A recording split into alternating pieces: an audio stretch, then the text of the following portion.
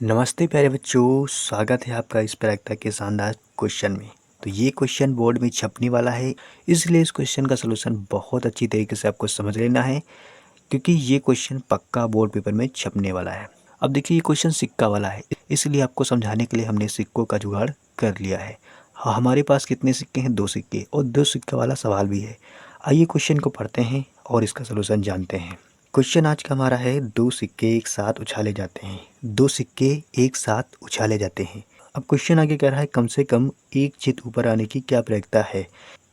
अब देखिए, यहाँ पे चित क्या है? चित का मतलब है जो ऊपर वाला होता है, हेड जिसको बोलते हैं। तो चित का मतलब दोस्तों क्या होता है? हेड। यानी कि हेड का मतलब है ऊपर का हिस्सा। जो सिक्के का ऊपर का हिस्सा है उसे बोलते हैं चित। यानी कि इंग्लिश में कहें तो हेड। हेड मतलब सिर। तो सिक्के का सिर ये वाला जो सामने वाला होता है, और टेल क्या होता है? पीछे वाला होता है। तो इतनी बात आपके समझ में आ चुकी होगी कि हेड किसे कहते हैं, यानी कि चित किसे कहते हैं। तो ये क्वेश्चन कह रहा है, कम से कम एक चित आने की प्रयोगता क्या है, ये आपको ज्ञात करना है। तो आइए क्वेश्चन को प्रैक्टिकल के माध्यम से हम लोग सॉल्व करते हैं। अब आपको भी मालूम होगा कि 2 सिक्के एक साथ उछालने पर संभव परिणाम कितने आ सकते हैं? 4 आ सकते हैं। तो ये बात आपको लिखना है। हल में क्या लिखेंगे? हम जानते हैं हम हम जानते हैं कि 2 सिक्कों हम जानते हैं कि 2 सिक्कों को एक साथ उछालने पर एक साथ उछालने पर संभव परिणाम संभव परिणाम। अब दोनों सिक्कों को एक साथ उछाला जाता है। ये आपके पास 2 सिक्के हैं। इन दोनों सिक्कों को उछालने पर एक साथ जब उछालेंगे, हो सकता है हेड आ जाए, हो सकता है हेड आ जाए।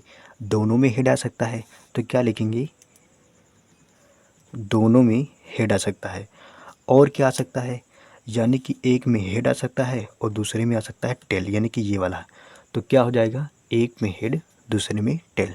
तो एक में हेड आ सकता है, दूसरे में टेल। और क्या कंडीशन बन सकती है? यानी कि एक में टेल आ सकता है, दूसरे में हेड। तो एक में टेल आ सकता है, दूसरे में हेड। और हो सकता है दोनों में टेल टेल आ जाए, तो क्या लिखेंगे? दोनों सिक्कों में टेल भी आ सकता है। टोटल परिणाम कितने आ सकते हैं? 4। जो कि संख्या इनकी कितनी है? 4। 1 2 3 4। टोटल परिणाम 4। तो संख्या कितनी हो जाएगी? 4 हो जाएगी। अब सिक्कों को हम करते हैं साइड, क्योंकि आपको सिक्कों की कहानी सब में आ चुकी होगी। अब क्वेश्चन में ज्ञात करने को क्या बोला गया है? कम से कम एक चित ऊपर आने की क्या प्रयोगता होगी। कम से कम एक चित ऊपर आना चाहिए। तो एक चित, चित का मतलब है ऊपर वाला पार्ट, यानी कि जिसको बोलते हैं हेड। तो यहाँ पे दोनों में चित आ गया, कोई बात नहीं, कम से कम एक होना चाहिए। तो ये होगा, ये हो गया। यहाँ भी आ रहा है कम से कम एक चित, यहाँ भी आ रहा है। यानी टोटल संख्या देखी जाए तो टोटल परिणाम कितने हैं? तो टोटल अनुकूल परिणाम देखे जाए तो कितने हैं? 3। अनुकूल का मतलब है आने की परिणाम। तो यहाँ पे आपको लिखना पड़ेगा नीचे, यदि कम से कम एक चित ऊपर आने की घटना ई है, यानी इस घटना को हम लोग नाम देते हैं ई, तब अनुकूल परिणाम क्या होंगे? तब कुल अनुकूल परिणाम। अनुकूल परिणाम का मतलब है चित आने के अनुकूल परिणाम। कितने परिणाम ऐसे हैं जिनमें चित आ सकता है? तो हमने क्या बताया? 3 परिणाम केवल ऐसे हैं, 1 2 3। 3 ही जगह केवल चित हमें दिख रहा है ऊपर, एक कम से कम, और ये वाली में चित नहीं दिख रहा है। तो क्या लिखेंगे? इनकी संख्या कितनी है? 3।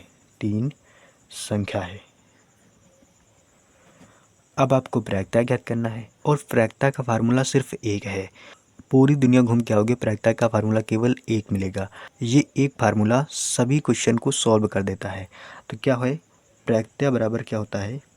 प्रायिकता पी, यानी कि हमने ई घटना मान लिया है, तो पी ई बराबर क्या हो जाएगा? यानी कि अनुकूल परिणामों की संख्या, अनुकूल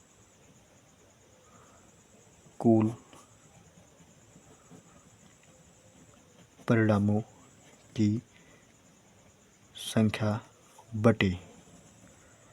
बटे कुल संभव परिणाम, बटे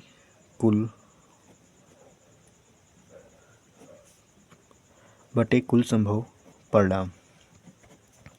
अब देखिए यहाँ पर नीचे यानी कि PE बराबर क्या हो जाएगा, PE बराबर यहाँ पे अनुकूल परिणामों की संख्या कितनी है, 3। अनुकूल मतलब आने वाले परिणाम कितने हैं, 3। टोटल परिणाम कितने हैं, 4। तो क्या लिखेंगे, PE बराबर 3 परिणाम ऐसे हैं जो आ सकते हैं, कितने में से, 4 में से। तो क्या लिखेंगे, 4 नीचे लिखेंगे। यही इस क्वेश्चन का क्या हो जाएगा, आंसर हो जाएगा। यानी कि 3/4 इस क्वेश्चन का क्या हो जाएगा, आंसर। तो ये आपका हो गया आंसर। तो मुझे उम्मीद ही नहीं बल्कि पूरा विश्वास है कि आपको इस क्वेश्चन का सलूशन बहुत अच्छी तरीके से समझ में आ चुका होगा।